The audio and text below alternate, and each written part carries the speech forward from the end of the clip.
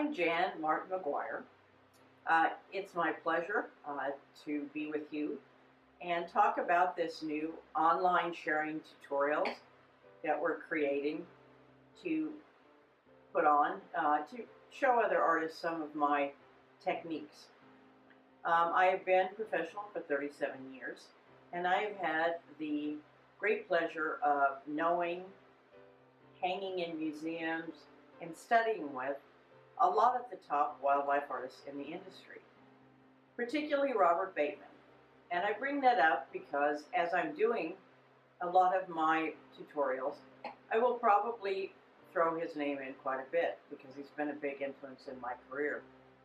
I have hung in major museums such as Smithsonian, the Gilcrease Art Museum, the London Museum of Natural History, the Dallas Museum of Natural History, as well as quite a few others.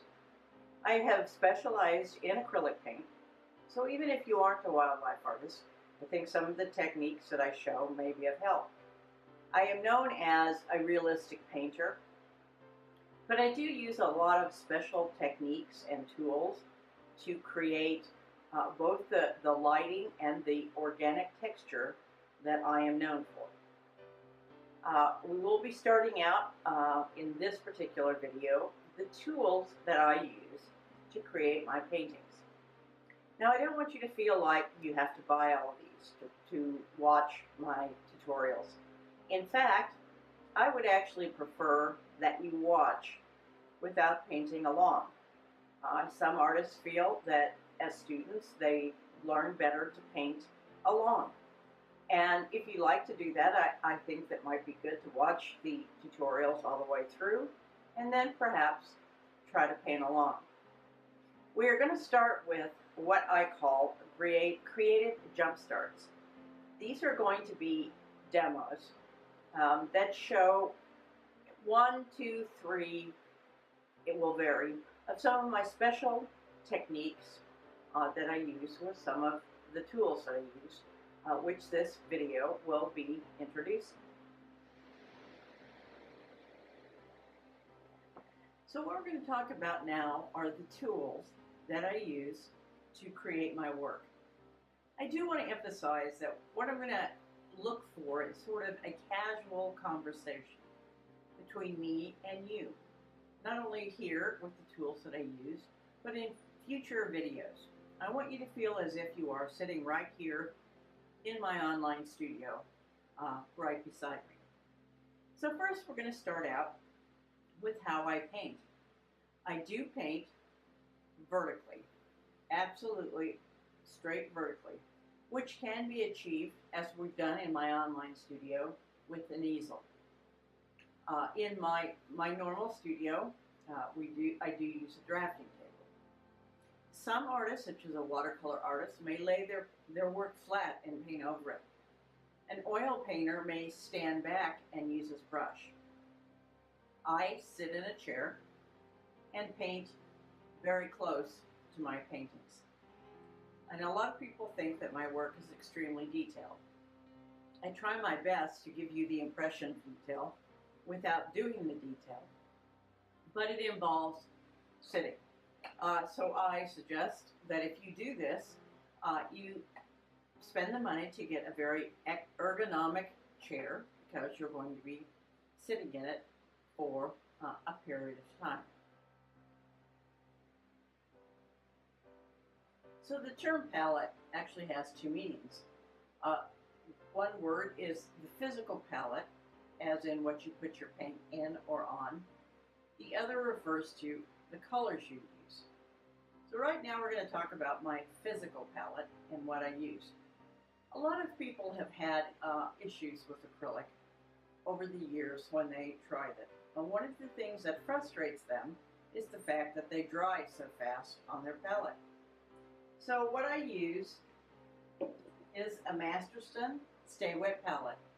The one that has sort of a Tupperware lid that actually clicks onto this edge and seals it so that you have a very airtight surface. Underneath this palette paper there is a sponge specifically designed that you fill it full of water, and they have a special palette paper that you soak in hot water, which creates a very humid atmosphere for your acrylic paints. And then when you're done at the end of the day, you can snap your lid on. This will actually keep your acrylics dry for an extended period of time. Generally, I never have an issue with paint drying out. It becomes more of an issue that I simply just fill the palette with too much color, and I end up changing the palette paper. But it does keep your acrylics paint wet for extended periods of time. A little tool that I do use, sometimes because it can be very dry in Oklahoma, and if you live in a place that's very arid, having a misting bottle nearby that you can squirt your palette with once in a while will also help keep your acrylic wet. I utilize this a great deal when I do plein air painting in acrylic. So in talking about the surface that I paint on, I originally painted on masonite because that's what Bateman did, although he does paint on canvas as well. But what he liked and what I liked was a very, very, very smooth surface, just like the surface of a refrigerator. And I toned it with a neutral gray gesso. And at the time I thought, well, it doesn't have anything to do, canvas doesn't have anything to do with the texture of fur or feathers. So I liked being able to do my techniques on this gessoed panel.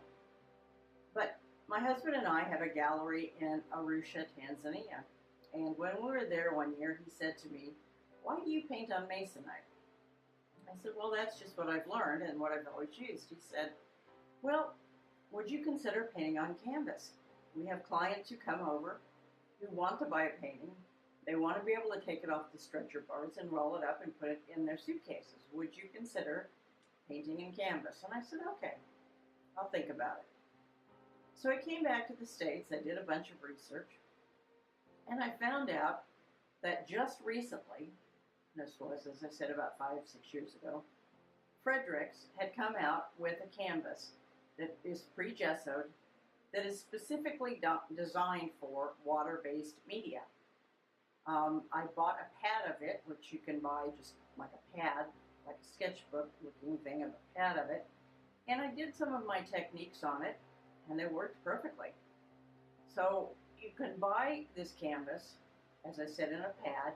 You can buy it pre-stretched in various sizes. You can buy it already transferred to a board, or you can buy it in rolls, which is what I do. And I cut my own canvas, stretch my own canvas using Fredericks stretcher bars. This is just a little 6x8 that I've done. Again, it's already gessoed, so I don't have to gesso it. It's fairly smooth. It has a tiny tooth, but not much. I use just, as I said, basic Fredericks stretcher bars, unless I'm doing quite large painting, and then I will order some handmade heavy-duty ones.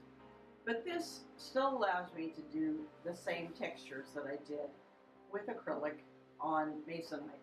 I can do on the canvas. So the next thing is talking about how I do my drawings. Now, some artists will actually in pencil draw on their canvas, and they do a complete drawing with all the modulation and the tone. Or they will completely draw it out on a piece of paper and transfer it.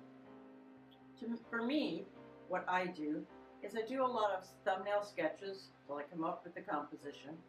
I will then draw it, maybe a 8x10-ish size. And if I'm doing a larger painting, I will then enlarge that drawing either by using a simple copy machine, and then I can put the pieces together, or I'll use a projector and trace it. The reason is that I do not do a detailed drawing. I only do the main sections of the animal or the habitat. It is then attached to the painting with a masonite cape, like a hinge.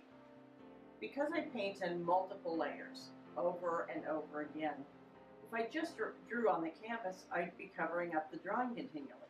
This way I can flip this drawing back and forth as needed.